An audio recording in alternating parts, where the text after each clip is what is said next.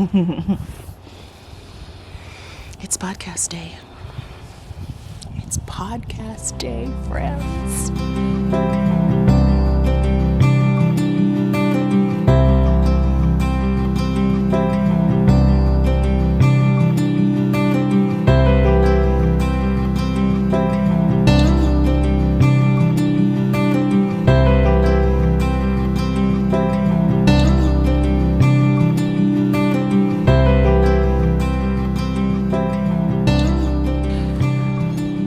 It's just one day since my last podcast, and I'm not sure I've ever done that. I don't think I've posted 2 days in a row in the 4+ years I've been podcasting. I'm not sure about that, so someone fact check me, but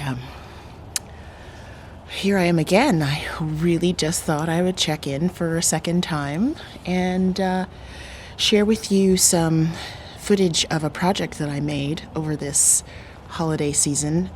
That's a stretch.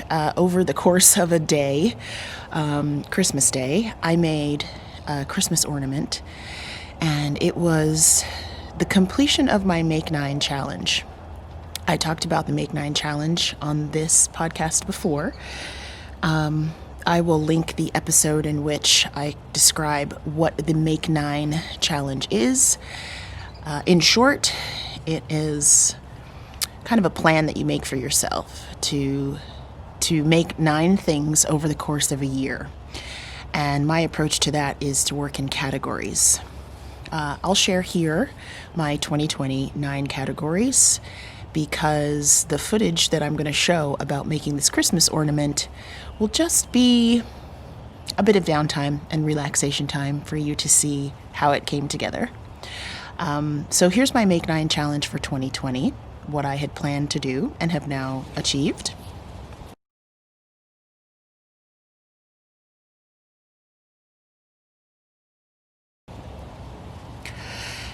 So I'm feeling really good about the fact that I managed to get it done when I realized that I had 2 categories left to complete the challenge. My first thought was, oh boy, I guess I'm not going to get it done this year. But then I realized that the reason I chose categories was the freedom of fitting a project in. And the 2 things I had left, which were to make from a rare breed wool and to make something for our home, were still things that I wanted before the end of this year. By choosing a Christmas ornament, I gave myself a bit of a tight deadline. Completely arbitrary. I just wanted to have the ornament on the tree on Christmas Day. But it worked out, and it's thanks to having enough stash that contains some wonderful wool, and thanks to the internet and the ability to just go and search for a pattern to match what you're trying to do. So at the end of this video, I'll share with you my process of spinning the yarn, which is American Tunis from Tar Heel Billy Farmer, and prepping that yarn and then making the ornament and putting it on the tree. Before I share that, it's still cool enough here in Florida to be wearing woolies, and that thrills me. Maybe you can hear the roosters from my neighbors. So yes, I have my woolly weather on, and I'm sitting out in my backyard with a hot cup of coffee in my Remembrances pottery mug. Some notes of spring on there. Thank you, Natalie, for your artistic genius. Natalie is the potter behind Remembrances Pottery. I don't typically drink on camera. I know a lot of people do when they podcast. They have a cup of tea or a beverage with them and they drink on camera. I've never been comfortable doing that. Weird little idiosyncrasies. But I'm holding it because it feels really nice to have this hot drink in between my hands. Anyway, I digress, as per usual. Digressions are more the norm here. I'm sitting outside in the yard, and it's cool enough right now for the woolly wear, and I thought I would share that with you as well. So, this hat is the Everglade pattern. It is a woolly wormhead design. My regular viewers will not be shocked to see me wearing yet another woolly Wormhead hat. This hat is one of my favorite combinations. I'm finding is both texture and lace within a pattern. So the texture comes mainly from the yarn. It's a nice sturdy yarn. I'll put the details in the description box that I got on a trip to North Carolina visiting my Maria. And the lace is such that it's not so open as to not be warm, but it makes a beautiful motif. Wouldn't you agree?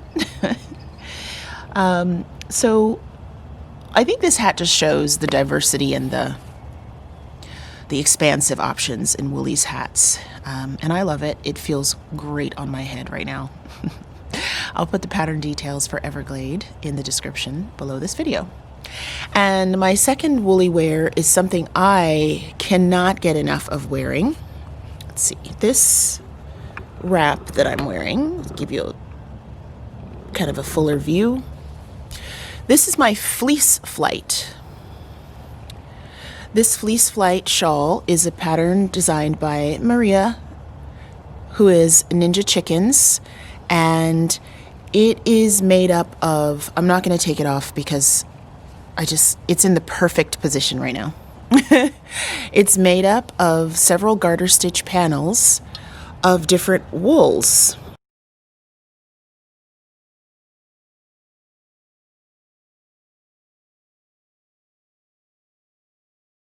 And right now I have it wrapped around my shoulder and tucked in, but it is so versatile.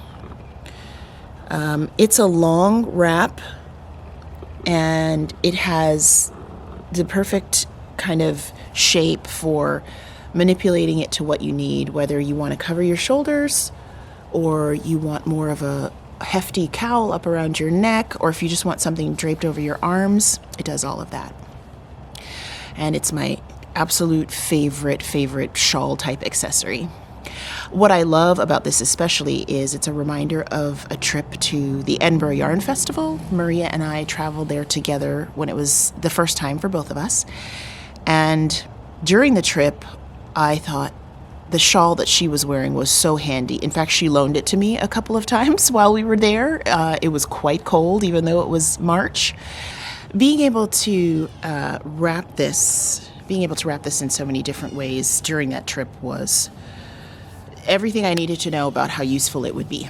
So as we were going around the festival together and discovering new yarn brands and sheep breeds, it came to me that the Fleece Flight would be a perfect project for sampling yarns in breeds I had never tried before.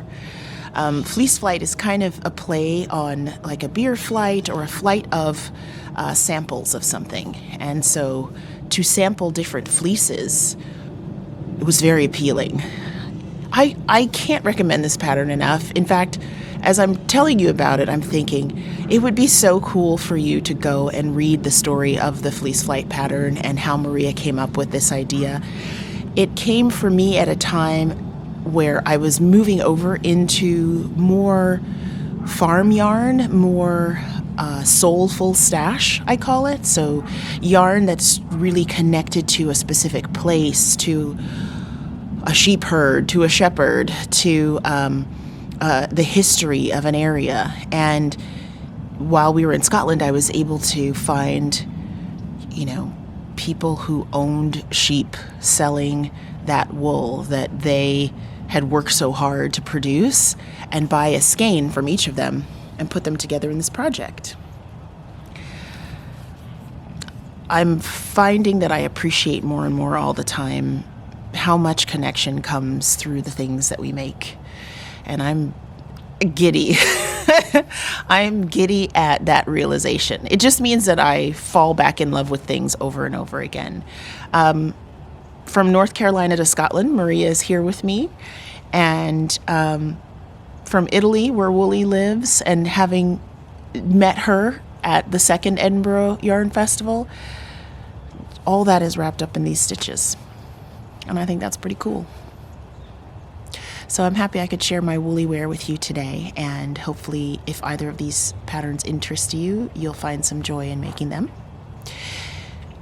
Next up, my Arne and Carlos Christmas ornament knit. Thank you for being here, friends. It's always such a pleasure to share this content with you.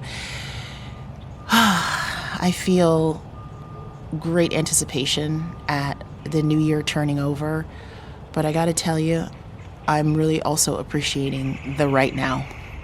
I hope you can too. I'll see you next time. Bye.